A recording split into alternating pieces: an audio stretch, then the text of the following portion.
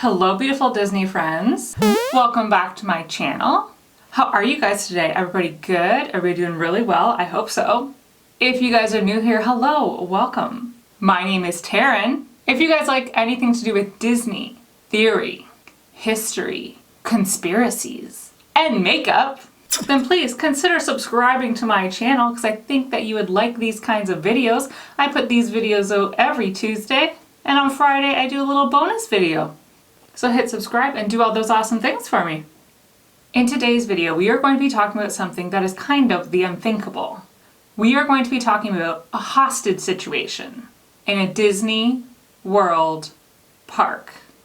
When you think of a hostage situation, Disney World is definitely not the place that comes to mind. Unfortunately, it is something that does happen at Disney World. And today we are going to be talking about the hostage situation that happened September 12th, 1992 in EPCOT. If you guys want to know about any of the makeup that I'm using today, everything will be linked down below. Other than that, here we go.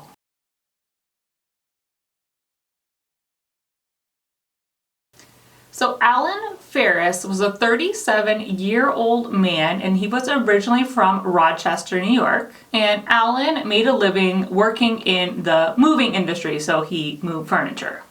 Now Alan had been in a relationship with a woman for about 8 years, and she worked at Disney, and she worked as a security host or security at Disney World. Now for this video, I'm actually not going to mention her name. I'll get into that a little bit more later on. But for this video, I'm actually not going to be mentioning her name. I mean, if you really want to know her name, you can go and look it up. Some articles had her name, some articles didn't have her name. But for the purposes of this video, I am not going to be mentioning her name, and I'm going to be referring to her as the girlfriend or the ex-girlfriend. Now, Alan moved from Rochester to Palm Bay to be with his girlfriend, and they lived in an apartment unit, and this apartment unit was called Winter Park Wood Apartment Unit. And they lived in this apartment for approximately 8 years until July of 1992. Now, in July of 1992, that is when Ferris and his girlfriend apparently broke things off. Apparently, the girlfriend broke things off, and there was a few different reasons for this. Says neighbors. Neighbors had reported that they had heard Ferris and his girlfriend fighting. They were arguing quite often. One of the neighbors had actually reported he had talked to Ferris, and Ferris had actually said that they were having some financial issues. A neighbor had also noted that when he was helping Ferris move some things around the apartment, he saw a lot of beer cans and beer cases, also some whiskey laying around the apartment. Now, he wasn't sure if Ferris was an alcoholic or not, but he did just note that there was a lot of alcohol around the apartment. And I mean, to be fair, just because you have a lot of alcohol around your house doesn't mean that you are an alcoholic. I mean, we have an entire cupboard full of alcohol. I mean, I don't even know. It could be expired. I mean, does alcohol even expire? Like, I have no clue. But just because we have an entire thing of alcohol does not mean we're alcoholics. So I do just want to put that out there. Just because you have alcohol does not mean you're an alcoholic. So after the breakup, it was reported by neighbors that Ferris was very upset, and they could tell that he was just torn up, and this breakup was really, really bothering Ferris. When asked to describe Ferris, friends and neighbor described him as a big teddy bear kind of guy. He was always friendly, had a smile, and a handshake for you. But apparently there was a lot more going on behind that smile and handshake. You see, after the breakup, Ferris was not doing well at all, and he had a bit of a breakdown. Ferris actually slit his wrist in an attempt to commit suicide. However, this was unsuccessful, and Ferris was saved. Although this was enough to scare Harris's ex-girlfriend, and she was forced to take out a restraining order on him. I mean, poor girl. It's already bad enough they broke up and you have to deal with all the things of the headaches of a breakup, and then your ex, you know, is obviously not doing well, and he tries to commit suicide and was essentially blaming the suicide on her, so she felt unsafe and she had to take out this restraining order. Like, poor thing. After the attempted suicide, Ferris moved back to Rochester, New York. A few days before the incident took place, Ferris told his brother that he was going to a friend's wedding for the weekend and he would be gone for a few days.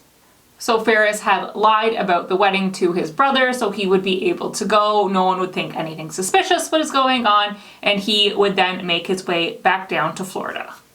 September 12th, 1992. So it's a Saturday night and Ferris arrives at the EPCOT park around 10:30 p.m.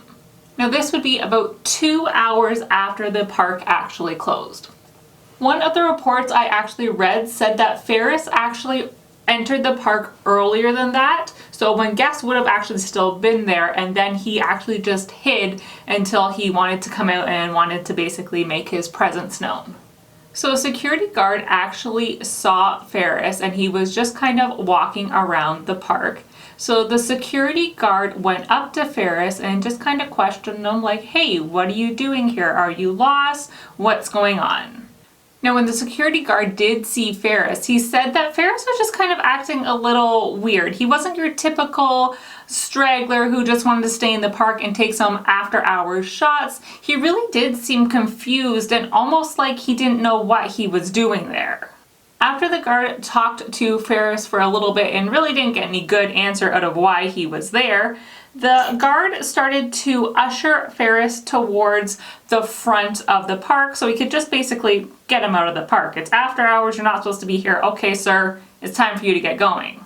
The guard said after questioning him a little bit, Ferris actually started to become very agitated and was starting to get very fed up with the guard and his questions, and his entire demeanor just changed.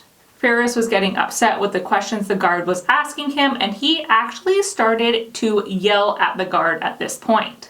Now, when Ferris started yelling at the guard, this is when he actually started yelling and demanding that he see his ex-girlfriend. He was saying, she's here, I know she works security here, she's supposed to be here tonight, I want to see her, where is she? And he started demanding to this security guard, I want to see my ex-girlfriend. The guard was clearly not about to give in to Ferris's demands and was definitely not going to radio for his ex-girlfriend to come down and talk to this guest who was definitely distraught and in despair and was probably going to do something violent. So when Ferris realized he wasn't going to get what he wanted, this is when he then pulled out a 12 gauge sawed off shotgun, and he pulled it out of the bag that he was carrying, and it was actually a nylon bag that he picked up at a local Orlando Kmart.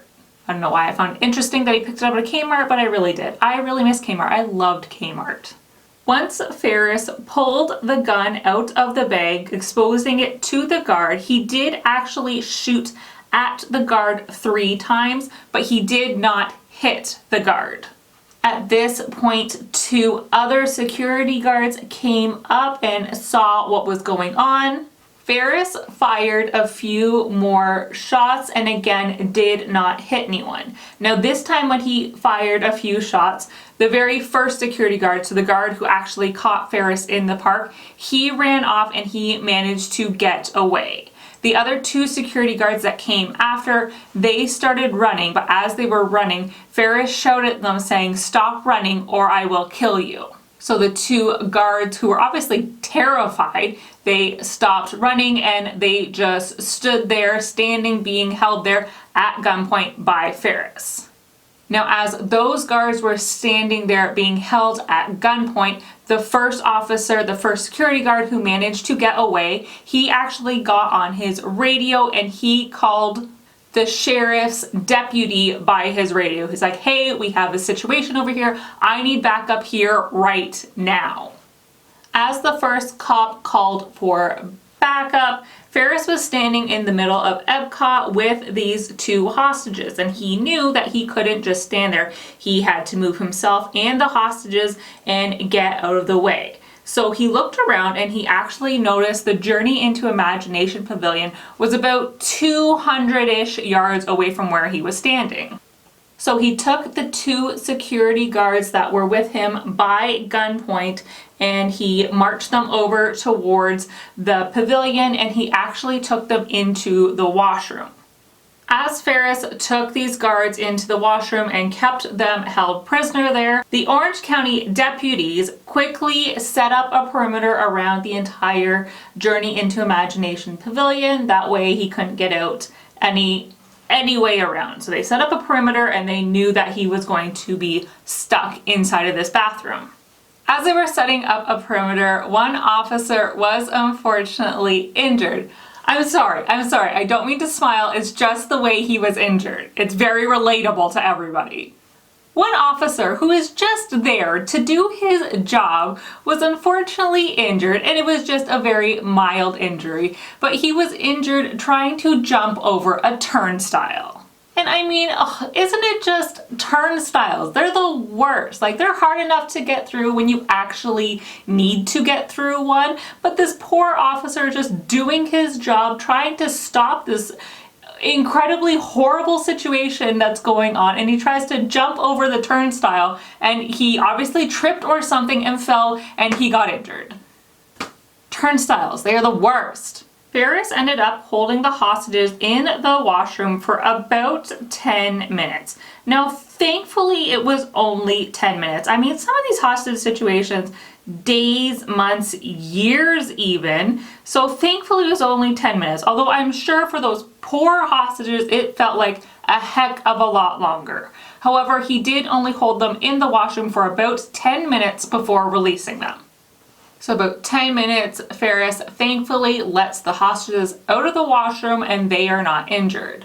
A moment or two later, Ferris emerges from the washroom and he is seen clutching the gun to his chest. Now, I don't know if he had the gun actually pointed at his chest as if he's going to shoot himself, or if he just had it holding it against his chest. I'm not too sure, but either way, it says that he emerged from the washroom and he had the gun clutched against his chest.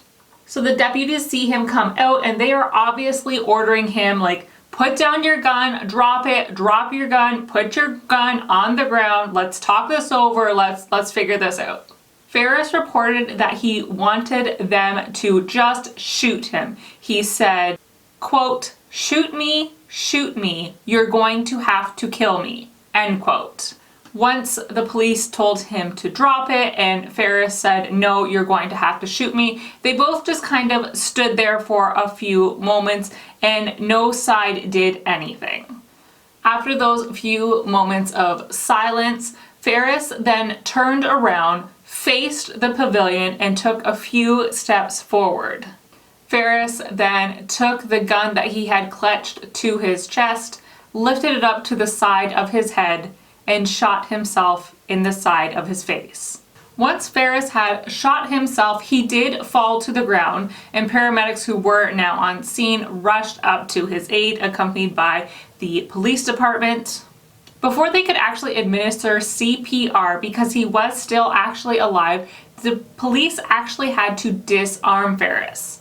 When he fell, and like I said, he was still alive and he was still clutching on to his gun. He was not ready to give it up, and he actually gave them a bit of a struggle before they were actually able to free the gun and paramedics were actually able to try to administer some help to him.